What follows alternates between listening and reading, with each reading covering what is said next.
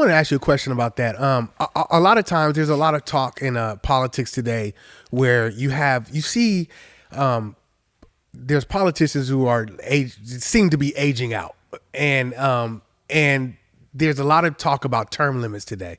When did that stop?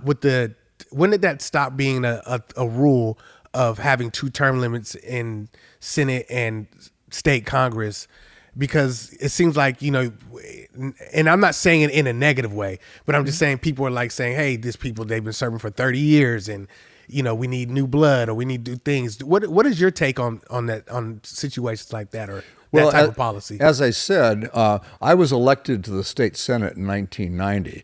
The same year, there was an initiative on the ballot that imposed term limits.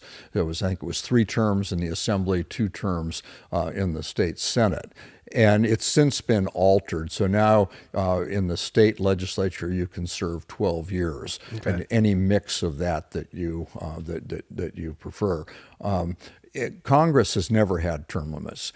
If you want term limits in Congress, it will take a change to the Constitution. Okay. So the state or the federal Constitution, the U.S. Constitution. Okay. Yeah, congressional terms are part of our United States Constitution. So if you wanted to change that, you would have to change the Constitution. I've always believed that we've had term limits.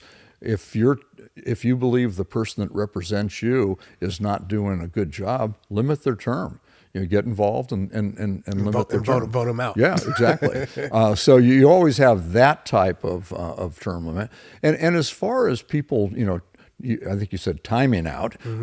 That's probably a case in every aspect of employment. If it's a podcast host, a tractor mechanic, or a politician, and there's no question at some point everybody times out. Yeah. But it shouldn't be based on an arbitrary number of years. It should be based on whether or not somebody can do the job and do it effectively.